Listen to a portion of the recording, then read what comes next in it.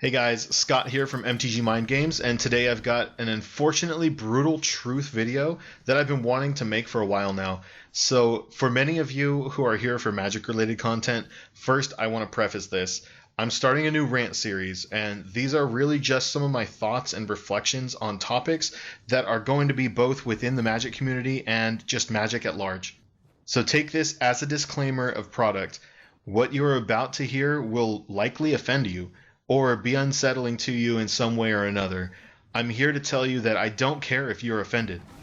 As a matter of fact, the viewers that watched this all the way through probably greatly agree with me on this topic or simply feel a similar way. Those that are offended, I can't very well help you or sympathize with you because you're probably the problem we're going to discuss.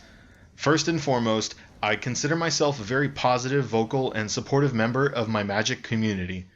I've been playing the game for many years now, all of which have been very constructive and positive.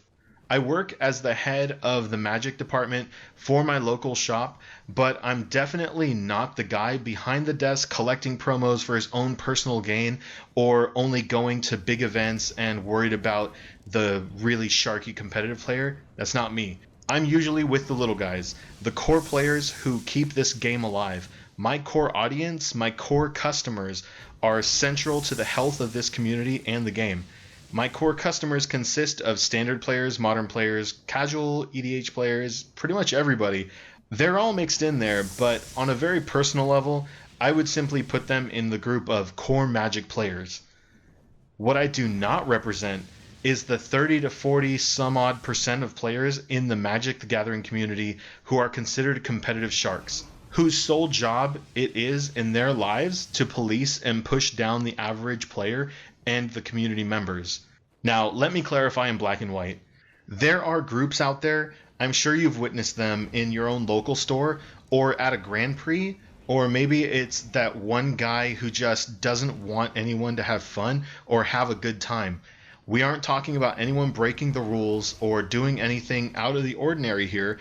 We're talking about the guys and girls out there whom are often called quote-unquote neckbeards, mouth breathers, competitive Angleshooters. You name it, they've got a reason to make your day at F&M or the weekend at the GP an absolute living hell. We all come across several of them in our Magic career or lifetime, but this is most definitely a video to shine a very big spotlight on what is wrong with the Magic community and how it can be helped. So let me pause and reiterate that. This is meant to shine a light on a problem so we can fix it. First and foremost, our goal isn't to alienate or demonize these guys or girls. I know what you're probably expecting is for me to start coming down on them and just complain. See, I feel like if we do that, they win. First, let's try to understand the situation. So we've got an individual or a group of individuals who are often drawn to one another with a very clear agenda or goal. They may not even admit or know of the goal themselves, but they are so self-involved and egotistical that they've banded together to be a veritable crap committee. What I mean by this is they're pretty much just elitists.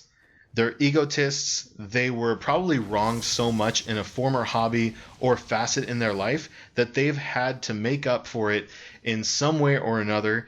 The result is that they're seeking out elitist behavior in the degradation and expense of others.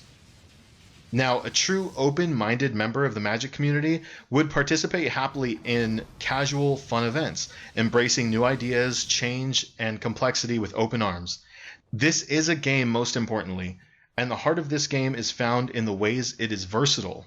Unfortunately, these people cannot be counted as members of that open-minded group simply because of their failed experiences to have fun at a hobby such as Magic the Gathering. Now, not to get too much into a rant, but I think you guys get where I'm going with this. Second, we need to establish why they're perpetuating a negative cycle and what it results in. Simply put, when someone repeatedly is mistreated in any field, they will build walls to shelter themselves from the fallout. Winning at all costs is a kill or be killed mindset here, where the inability to let oneself go results in a cutthroat atmosphere that stifles creativity and friendship. No one wants to be friends with someone whose actions and attitude have resulted in a negative experience. This results directly in a feedback loop, where the perpetrator's negative attitude feeds back into negative experience, which then results in further negative attitude.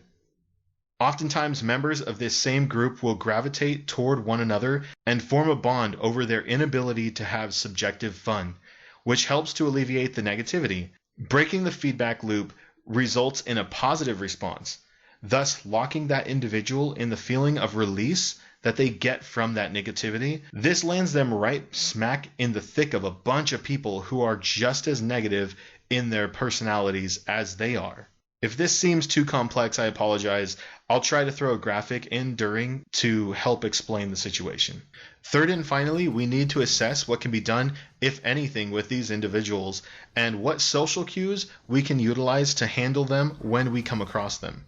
The initial thing that will happen when you meet a negative person at an F&M or a local event is you might think they're strange and shy away from them. This is only natural as you're in a public space where, unless you know the other person, it's not your responsibility to befriend every single person you see. Not everyone works that way. To expect that is just nonsensical.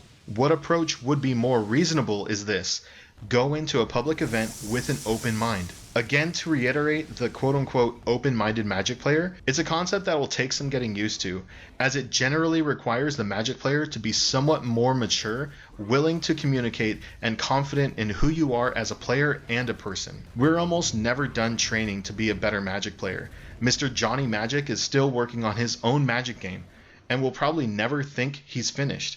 Mr. Brian Kibler ventures into all different types of games and loves being parts of these popular gaming communities. The innovator, Pat Chapin, as hyper-competitive as he is probably my favorite example of someone who is continually working on himself. Perhaps he wasn't the nicest tool in the shed, but has humbly taken to a higher path toward teaching others how to win, analyze, and look inward at how to shape a victory without sacrificing the interaction that you have with your opponent.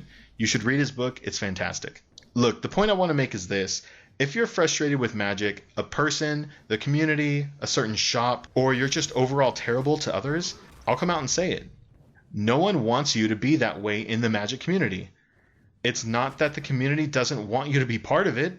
We most definitely want every single player we can get to participate in anything and everything, but nowhere in the fine print does it say that it's a-okay to be a complete doucher to your local players. It's not something Wizards allows in their players' code of conduct, nor is it something that morally should be tolerated. You're in public. Conduct yourself to a higher standard. If for no other reason, then you're being critiqued by those around you with every action you take. Your bridges will be burned eventually if you keep up the attitude or negativity. So let's all grow up, be adults, and go play some fun kid games like Magic. I hope you guys found this informative and helpful. Give us a like, subscribe, and share if you want.